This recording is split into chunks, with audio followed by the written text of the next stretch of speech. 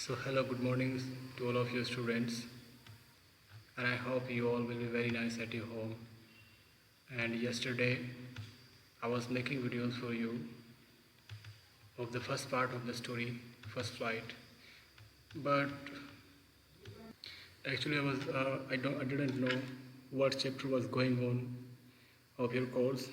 So someone helped me and called me yesterday and told me that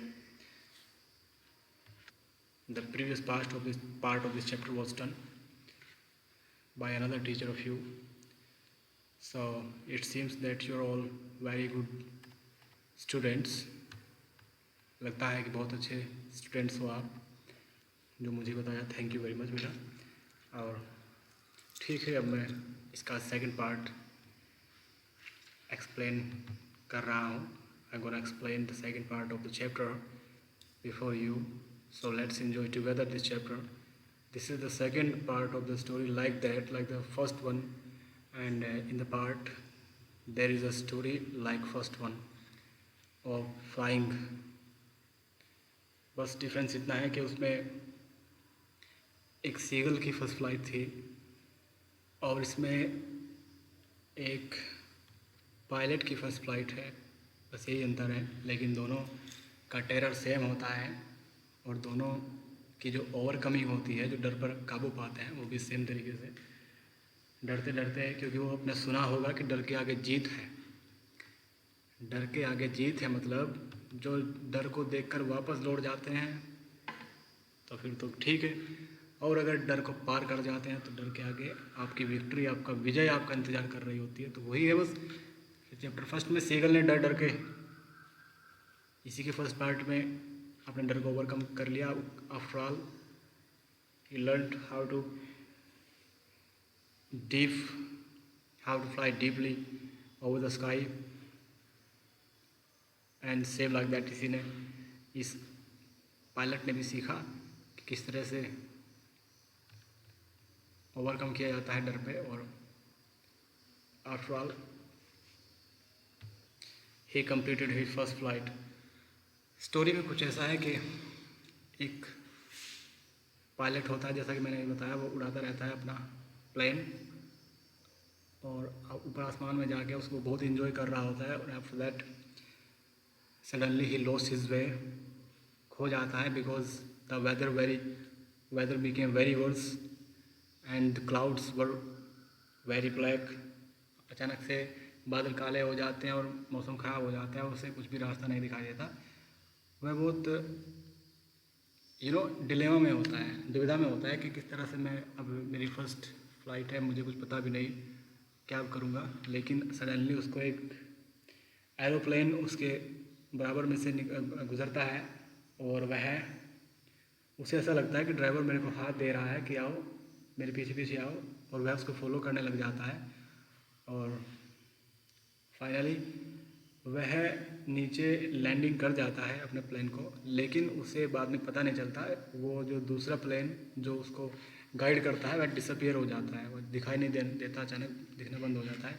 फिर वह उस पूरे एयरपोर्ट पे घूमता है और पता करता है कि कोई इस तरह का, इस कलर का कोई प्लेन है जिसने मेरी हेल्प की है। मैं उसको आई वॉन्ट टू पे थैंक टू हिम और हर, हु इज़ शी और ही, आई डोंट नो, बट मैं उसको थैंक्स पे करना चाहूँगा। प्लीज़ मुझे उसका एड्रेस दीजिए, वह कौन व्यक्ति था जिसने मेरी हेल्प की। बट स्टूडेंट जो वहाँ पे मतलब हेल्प जो होती है, अथॉरिटीज़ इंक्वायरीज़ में, वो कहती है कि इस तरह का कोई प्लेन यहाँ नहीं है और आज मौसम ख़राब होने की वजह से सिर्फ आपका ही प्लेन था ऊपर, वरना किसी का प्लेन नहीं उड़ रहा था। तो let's continue the story and try to understand this one too. इस वाली को भी समझने की कोशिश करते हैं जैसा आपने पहले पढ़ा है। So let's start. The moon was coming up in the east behind me and stars were shining in the clear sky above me. चांद निकल रहा था पूरब दिशा की तरफ, ऊपर आ रहा था, मतलब आने ही लग रहा था उसके पीछे, और जो स्टार्स थे वो बहुत ही क्लियर और शाइनिंग इसका आकाश में, स्काई में चमक रहे थे उसके ऊपर। There wasn't a cloud in the sky. I was happy to be alone, high up above the sleeping countryside.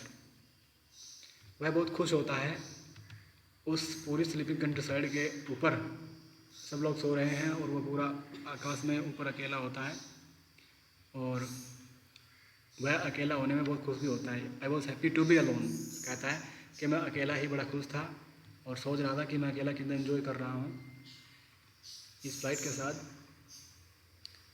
I was flying my old Dakota aeroplane over France back to England. वह flying कर रहा था जिस plane में उसका नाम था डैकोटा, ये याद रखना है। It may be asked in the examination, so please remember this. और जो उसकी फ़्लाइट थी वो कहाँ से थी? फ्रांस से इंग्लैंड। कहाँ से बच्चे? France back to England.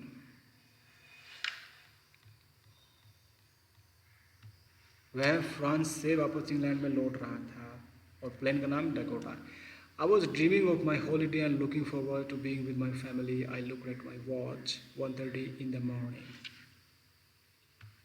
वह अपनी छुट्टी के बारे में सोच के, जो छुट्टी वह अपनी फैमिली के साथ बिताने ही वाला है घर पहुंचकर, उसके बारे में बार बार सपने देख रहा था कि ऐसे छुट्टियां बिताऊंगा, इतना एंजॉय करूंगा फैमिली के साथ जल्दी से घर पहुंच के। और वह अपनी घड़ी की तरफ देखता है और उसमें 1:30 इन द मॉर्निंग यानी रात के 1:30 बजे रहते हैं, 1:30 यानी, है ना। तो 1:30 का टाइम था रात के, और वह ड्रीमिंग कर रहा था अपनी फैमिली के बारे में, अपने छुट्टियां बिताने के बारे में। I should call Paris control soon, I thought, as I looked down past the nose of the aeroplane. I saw the lights of a big city in front of me. तो उसको लगता है कि मुझे पेरिस कंट्रोल रूम को जल्दी से बुलाना चाहिए, को कॉल करनी चाहिए। उसने सोचा, जैसा कि उसने नीचे देखा तो नीचे एक एरोप्लेन का नोज़ यानी आगे का हिस्सा उसको दिखाई देता है, और वह एक बड़े शहर की लाइट्स अपने सामने देखता है कि एक बड़ा शहर है मेरे सामने और उसकी लाइट्स ऑन है सारे शहर की, रात के 1:30 बजे हैं, और सामने से एक प्लेन दिखता है उसको। तो वह क्या करता है? Switch on the radio and said Paris control Dakota DS-088 here. ये उसकी जो फ्लाइट है उसका फुल नेम है डैकोटा DS-088। तो वह कंट्रोल रूम में फ़ोन करता है, पहले रेडियो ऑन करता है, फिर कॉल करके कहता है कि यहाँ मैं जो हूँ डैकोटा DS-088 से बोल रहा हूँ और आप पेरिस कंट्रोल में हैं क्या? Can you hear me? क्या आप मुझे सुन पा रहे हैं? I am on my way to England, over. मैं इंग्लैंड के रास्ते में हूँ, और ओवर, बस इतना कहता है। The voice from the radio answered me immediately, DS-088, I can hear you, you ought to turn 12 degrees west, now DS-088, over. तुरंत आंसर बैक आता है उस आवाज़ का, रेडियो से एक आवाज़ आती है जो उसका आंसर देती है इमीडिएटली, एट वंस, मतलब फ़ौरन। कहती है DS-088, हम आपको सुन पा रहे हैं और आपको अपने रास्ते जाने के लिए यानी इंग्लैंड में पहुंचने के लिए आपको अपना प्लेन 12 डिग्रीज वेस्ट की तरफ को मोड़ना होगा, यानी 12 डिग्री पश्चिम दिशा की तरफ को अपना प्लेन टर्न कीजिए, मोड़िए अगर आपको जाना है इंग्लैंड। फिर I check the map and the compass, switch over to my second and last fuel tank and turn the Dakota 12 degrees west towards England. क्या करता है कि सबसे पहले अपना मैप चेक करता है, उसके बाद अपना कंपास चेक करता है। भाई मैप में तो सारे मैप होते हैं, रास्ते होते हैं उसमें सारे। फिर कंपास का क्या मतलब होता है? कंपास आपको नॉर्थ साइड दिखाता है। आजकल भी सभी के मोबाइल फ़ोन में कंपास होते हैं, आप चाहें तो you can check it how it works. It shows you where the north direction is situated, कि नॉर्थ दिशा की साइड है, ये आपको इतना बताता है। फिर जब आपको एक दिशा का पता लग जाता है फिर तो सारी आप ढूंढ लेते हो, सारी पता चल जाएगी जब एक का पता चल जाएगा। तो फिर पहले तो अपना मैप चेक करता है, फिर कंपास चेक करता है, फिर अपना जो उसका लास्ट फ्यूल टैंक था उसको स्विच ऑन करता है ना, उसको स्विच ऑन करता है, क्योंकि पहले वाले का फ्यूल ख़त्म हो चुका था। अब वह सेकंड वाले की तरफ को उसको स्विच ओवर करता है, यानी सेकंड वाला को ऑन कर देता है वह, और डेकोटा की तरफ को वह 12 डिग्री अपने प्लेन को इंग्लैंड की तरफ को घुमा देता है। ठीक है, अपने डेकोटा को इंग्लैंड की तरफ को कितना 12 डिग्री घुमा देता है। फिर आगे देखते हैं, I'll be in time for breakfast. I thought a good big English breakfast. Everything was going well. It was an easy flight. वह कहता है कि मैं ब्रेकफास्ट के टाइम तक तो पहुंच ही जाऊंगा अपनी फैमिली में, और मैं अच्छा इंग्लिश ब्रेकफास्ट करूंगा। इंग्लिश का मतलब होता है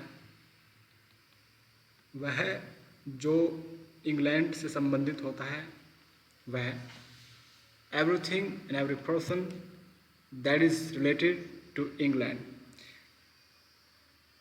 जैसे कि फूड है तो इंग्लिश फूड, जैसे मान लिया शूज़ है तो इंग्लिश शूज़, तो जो भी चीज़ें जिसके पहले इंग्लिश लगेगा समझ लो ब्रिटिश यानी इंग्लैंड से रिलेटेड है। तो इंग्लिश ब्रेकफास्ट यानी अपने देश का नाश्ता मैं करूँगा जल्दी ही, उसको काफ़ी टाइम से बाहर का खा रहा होगा और सब कुछ ठीक चल रहा था, काफ़ी इजी फ्लाइट थी, काफ़ी आसान सी यात्रा थी उसकी।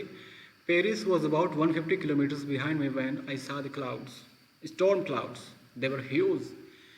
पेरिस को वह 150 किलोमीटर पीछे छोड़ चुका था अब तक, यानी पेरिस से चलते हुए वह 150 किलोमीटर इंग्लैंड की तरफ को निकल चुका था, और उसने तभी बादलों को देखा। बादलों में जो है स्टॉर्म यानी तूफान की तरह उसको दिखाई दे रहे थे, और वे जो तूफान थे वो बहुत ह्यूज थे, वेरी लार्ज, बहुत बड़े बड़े बादल थे। They looked like black mountains standing in front of me across the sky. उसको वे बादल ऐसे लग रहे थे जैसे आज मेरे सामने माउंटेन, काले कलर का माउंटेन आगे खड़ा हो गया, पर्वत खड़ा हो गया है आसमान में। I knew I could not fly up and over them and I did not have enough fuel to fly around them to the north or south। उसने कहा कि मुझे पता है कि मैं इन बादलों में को सैर नहीं कर सकता, मैं बादलों को चीर कर नहीं आगे निकल सकता, और मेरे पास इतना फ्यूल भी नहीं है कि मैं नॉर्थ और साउथ में इधर उधर भटकूँ, to fly around them to the north and south. Okay, I ought to go back to Paris I thought but I wanted to get home। उसने सोचा कि क्यों ना अब मुझे पेरिस की तरफ वापस लौट जाना चाहिए, क्योंकि आगे काले बादल है और इतने ख़तरनाक है, ऐसा लगता है जैसे कि माउंटेन, आज माउंटेन काले रंग का होकर मेरी आंखों के आगे खड़ा हो गया है, कोई रास्ता नज़र नहीं आता कहाँ को जाऊँ। तो वह सोचता है कि मुझे वापस पेरिस लौट जाना चाहिए जहाँ से वह आया है, लेकिन वह सोचता है कि मैं घर जाना चाहता हूँ। आई वॉन्टेड दैट ब्रेकफास्ट, उसे वह ब्रेकफास्ट करना ही है जिसके बारे में वह सोच रहा था। I take the risk I thought and flew that old Dakota straight into the storm. मैं यह रिस्क लूँगा, उसने यह सोचा, और अपना वह डेकोटा सीधा स्ट्रेट इनटू द स्टॉर्म में को घुसा दिया, स्टॉर्म की तरफ को चल दिया, तूफान की तरफ को ही अपना डेकोटा लेकर चला। Inside the clouds, everything was suddenly black. It was impossible to see anything outside the aeroplane. बादलों के बीच को उसको हर एक चीज़ काली नज़र आ रही थी। अचानक से बादलों में घुसते ही सब कुछ काला नज़र आ रहा था, और इम्पॉसिबल था वहाँ से बाहर निकल पाना। It was impossible to see anything outside the aeroplane, कि एरोप्लेन से बाहर कुछ भी चीज़ देखने असंभव था, वह बाहर कुछ भी देख नहीं सकता था, इतना काला घना अंधेरा बाहर था। The old aeroplane jumped and twisted in the air.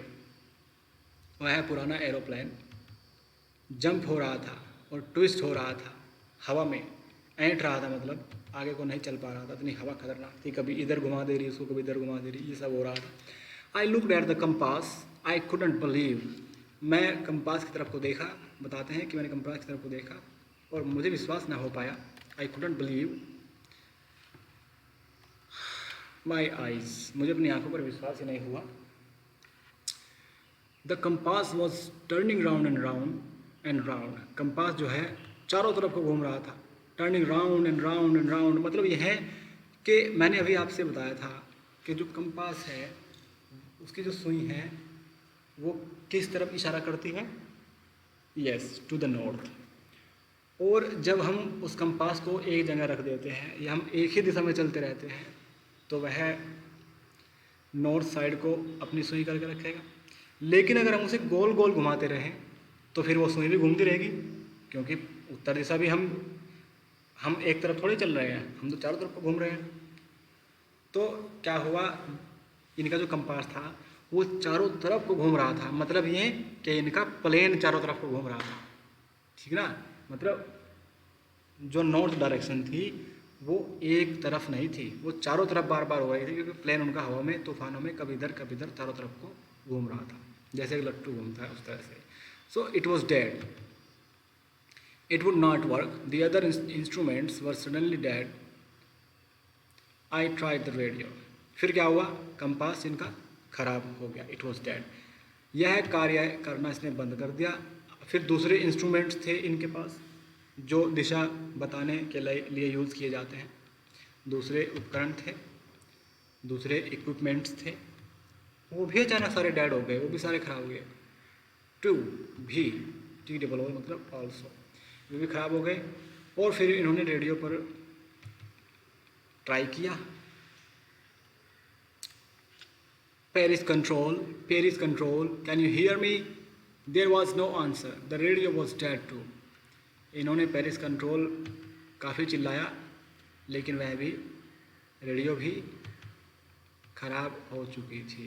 The radio was dead too. ठीक है, इन्होंने कहा कि क्या आप मुझे सुन सकते हैं पेरिस कंट्रोल? कोई आंसर नहीं, रेडियो भी खराब हो चुकी है।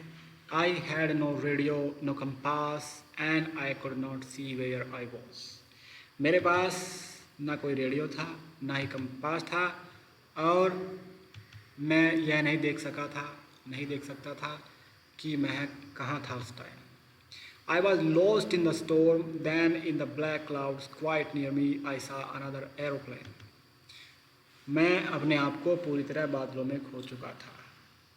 ये व्यक्ति पूरी तरह बादलों में खो गया था और फिर अचानक से क्या देखता है, in the black clouds quite near me, बिल्कुल मेरे नज़दीक मैंने एक दूसरा एरोप्लेन देखा। It had no lights on its wings but I could see it flying next to me through the storm. इसके पंखों पर कोई लाइट नहीं थी, जैसे पंखों की पकड़ी के ऊपर आपने देखा होगा, जब आपके घर के ऊपर से एरोप्लेन कभी कभी पास होता है बेटा, तो उसकी जो बैक साइड होती है, मतलब जो उसकी पंखुड़ियाँ, बैक साइड नहीं, बैक साइड पर भी होती हैं, बैक साइड के ऊपर एक पंखुड़ी होती है, उनमें लाइट जली जाती है ना। तो वो जो लाइट होती है इसलिए होती है कि डायरेक्शन का पता चल सके कि यहाँ से जैसे कोई तूफान वगैरह आ जाता है कि हाँ यहाँ से कोई प्लेन गुजर रहा है रात को अंधेरे में, एक्सीडेंट होने से भी बचता है, ये सब चीज़ें। तो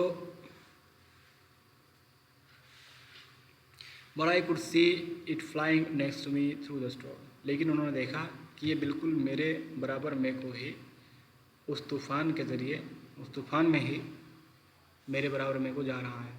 आई could see the pilots face turn towards me. मैं उस पायलट का फेस तक देख सकता था। उस पायलट ने मेरी तरफ फेस अपना टर्न किया, मेरी तरफ देखा। I was very glad to see another person. मैं वहाँ इतनी बुरी सिचुएशन में दूसरे व्यक्ति को देखकर बहुत ग्लैड हुआ, काफ़ी प्रसन्न हुआ, काफ़ी खुश हुआ। He lifted one hand and waved, follow me. He was saying, follow me. उसने अपना एक हाथ लिफ्ट किया, उठाया और मेरे को वेव किया। वेव समझते हैं ना, हाथों से ऐसे ऐसे, हाथों से ऐसे ऐसे ऐसे करते रहते हैं, हाथ हिलाते रहते हैं। तो हाथ हिलाया और कहा कि फॉलो मी, आओ मेरे पीछे आओ। He knows that I am lost. I thought he is trying to help me. शायद मुझे लगा कि वह मेरी हेल्प करना चाहता है और उसे पता है कि मैं खो गया। He turned his aeroplane slowly to the north in front of my Dakota so that I would be easier for me to follow him. उसने क्या किया, मेरे डैकोटा के बिल्कुल सामने जाके लेफ़्ट साइड को, है ना, नॉर्थ साइड को उसने अपने प्लेन को मोड़ा, जिससे उसका पीछा करना मेरे लिए आसान हो जाए. I was very happy to go behind the strange aeroplane like an obedient child. मैं एक आज्ञाकारी बच्चे की तरह उस जहाज़ का पीछा करने, उस प्लेन का पीछा करने में बहुत खुश था, वेरी हैप्पी था. After half an hour, the strange black aeroplane was still there in front of me in the clouds. और करीब 1.5 घंटे के बाद तक भी वह अजीब सा जहाज़, काले रंग का अजीब सा वह एरोप्लेन अभी भी मेरे सामने ही था, बादलों में. Now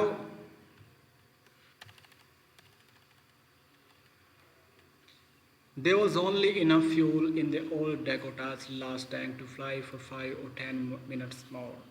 मेरे उस डैकोटा में अब सिर्फ 10 या 5 मिनट और चलने तक का फ्यूल था कि 10-5 मिनट और राइड और भी फ्लाइंग कर सकता था, इससे ज़्यादा उड़ नहीं सकता था. I was starting to feel frightened again. मुझे फिर से डर लगने लग गया. But then he started to go down and I followed through the storm. लेकिन फिर उसने नीचे जाना शुरू कर दिया और मैंने उसे देखा, मतलब फॉलो किया उस स्टॉर्म में को ही. Suddenly I came out of the clouds and saw 2 long straight lines of lights in front of me. अचानक मैं उन बादलों से बाहर निकला और मैंने अपने सामने 2 सीधी लाइनें देखी, लंबी. It was a runway, an airport.